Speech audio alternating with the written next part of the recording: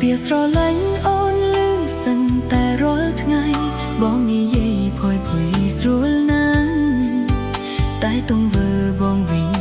ផ្ទុយដាច់ស្រឡាមិនយល់សោះថាព្រោះហេតុអ្វី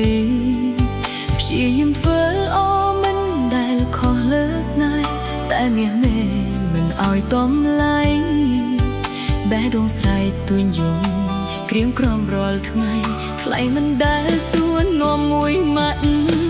បើស្រឡាញ់មិនដេចបងទុកអូនចោលបើស្រឡាញ់មិនដេចមិនខ្វល់ខ្វាយ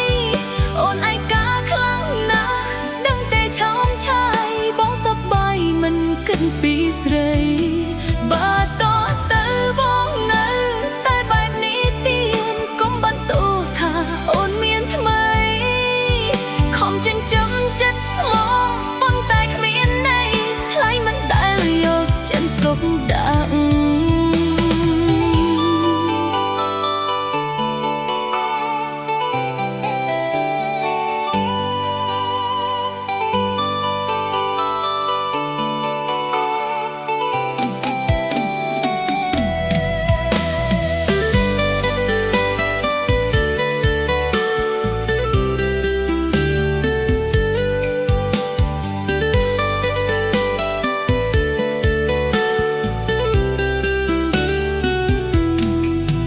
វាស្រឡាញ់អូនលឺសឹងតែរាល់ថ្ងៃ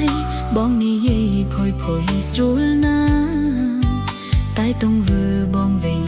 ផ្ទុយដាច់ស្រឡាមិនយល់សោះថាព្រោះហេតុអ្វីព្យាយាមធ្វើអូមិនដែលខុសលើស្នេហ៍តែមាសមេមិនឲ្យតំឡៃបេះដូងស្រែកទួញយំក្រៀមក្រំរាល់ថ្ងៃថ្លៃមិនដែលសួរនាំមួយ